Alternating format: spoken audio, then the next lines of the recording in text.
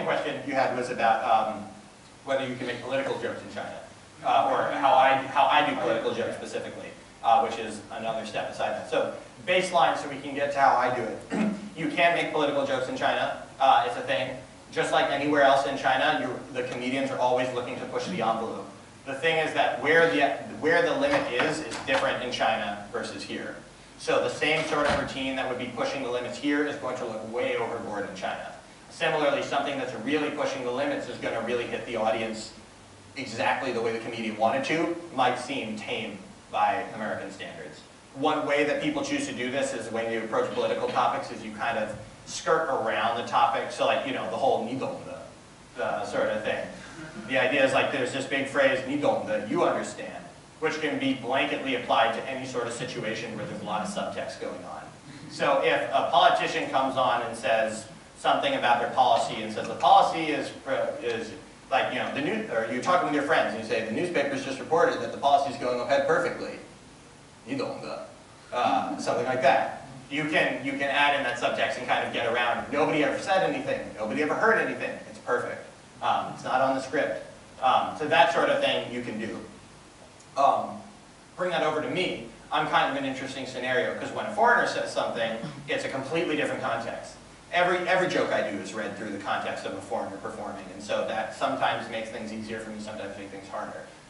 For politics, it makes it easier to understand why I would be talking about politics, but harder to talk about it. So for Chinese people, if a Chinese person comes up and starts doing a political routine, it feels like they're doing this to be edgy. Like the reason they're doing this is to be really edgy. And that will throw a lot of people off. Like it just feels like a lot of audience will just get uncomfortable from the beginning. They say, why are you doing this? You're just like trying to be like a big guy or something like that, or do something that like, you know, do something that you want to do and we don't want to hear. But coming from America, this is one of the things that Chinese people know about American comedies. It's all political. It's not actually all political, but we do address political topics. And so when I come up and start talking about a government topic, then it's actually much more believable and relaxed.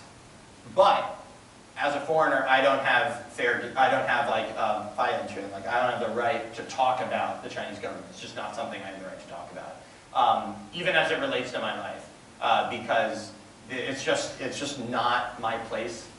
One of the big things like, whether it's government or anything else, a foreigner in China is a kuren, is a guest.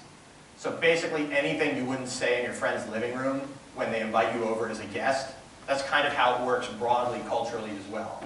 I don't have the right to talk about issues that if you were a guest, you wouldn't be able to say. So if I say, you know, your room is really dirty, you know, people don't want to hear that their room is really dirty, just like people don't want to hear that the place might be polluted, even if it is polluted and even if Chinese comedians are making pollution jokes.